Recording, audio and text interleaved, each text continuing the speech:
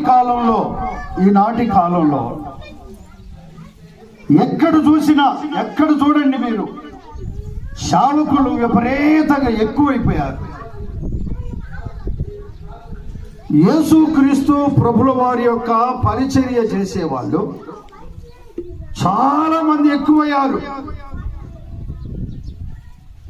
కొంతమంది చదువుకొని ఉద్యోగాలు రాక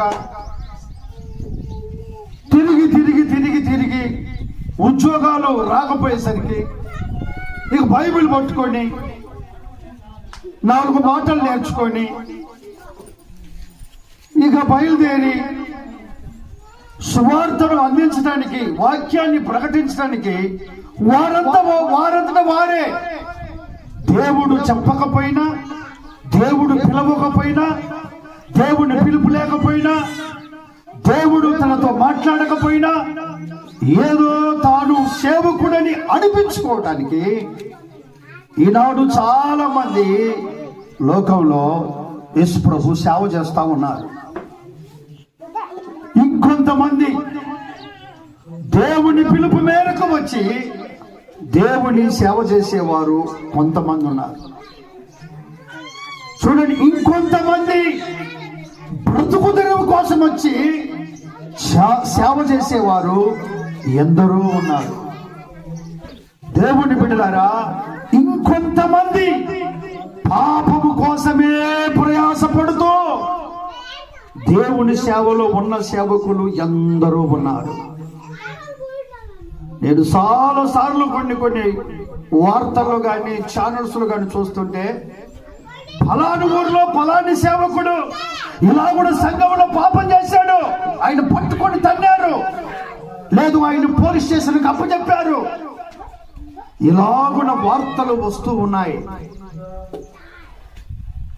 దేవుని బిడ్డలారా, సేవ అంటే, పరిచర్య అంటే పిలుపు లేకుండా, దేవుడు నిన్ను ఏర్పాటు చేసుకోకుండా, దేవుని మార్గాలలో నేర్చుకోకుండా వెళ్ళి ఏదో నీకు వచ్చిన 4 ముక్కలు ప్రకటించేది కాదండి సేవ అంటే. దేవుని పరిచర్య అంటే సాగుతో సమానము. నువ్వు సిద్ధపడి సేవకు వస్తున్నావు అనుకోగాకు, నువ్వు సిద్ధపడి సాగుకు వస్తున్నావని సిద్ధపడి రావాలి. నాకు ఒక దైవజనురాలు చెప్పింది, అయ్యా చిన్నోడా, నువ్వు మంచి సేవకుడివి, అనేక విధాలుగా ప్రభువు నిన్ను వాడుకుంటాడయ్యా, కానీ ఒకటి గుర్తుపెట్టుకో, నేను చెబుతున్నాను నీ తల్లిగా, ఓ మంచి దైవజనురాలు ఆమె చెప్పింది, సేవ అంటే ఒకటే గుర్తుపెట్టుకోయా, సావు అని మాత్రం మర్చిపోకమని చెప్పింది. ఏందబ్బా ఈమె ఇలాగ మాట్లాడుతుందని నేను అనుకున్నాను. నా సేవ మొదల్లో నేను అనుకున్నాను ఈ మాట. కొద్ది కాలం తర్వాత అర్థమైంది, నిజమే, ఇది సావు అని. ఈ మార్గాలు అందరూ నడవలేరు, ఈ మార్గాలు అందరూ ప్రయాణం చేయలేరు.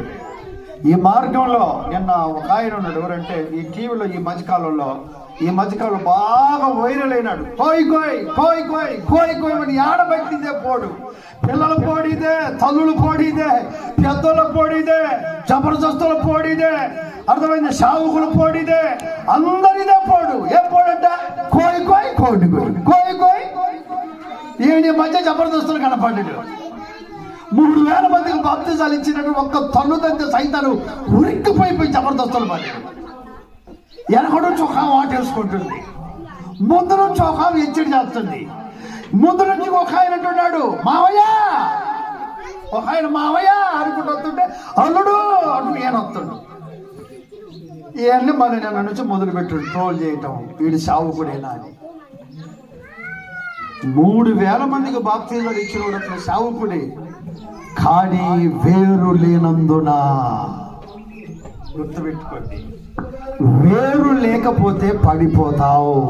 స్తోత్రం చెప్పు. హల్లెలూయా, హల్లెలూయా, హల్లెలూయా. యోహాను సువార్త 10వ అధ్యాయం 1వ వాక్యంలో యోహాను అంటున్నాడు, గొర్రెల దొడ్డి ద్వారమున ప్రవేశింపకుండా వేరొక మార్గమున ఎక్కువాడు దొంగయు దోసుకునేవాడై ఉన్నాడు. ఈనాడు చాలా మంది సేవకులు ద్వారమున ప్రవేశింపకుండా దొంగతనముతో వచ్చి సేవ చేస్తున్నారు. దేవుడి పిలుపు లేకపోయినా, దేవుడి పాలన లేకపోయినా, సొమ్ము కాశపడి, పలుకుబడి కాశపడి, పేరు ప్రఖ్యాతులు కాశపడి అనేకులు లగ్జరీ జీవితం కొరకు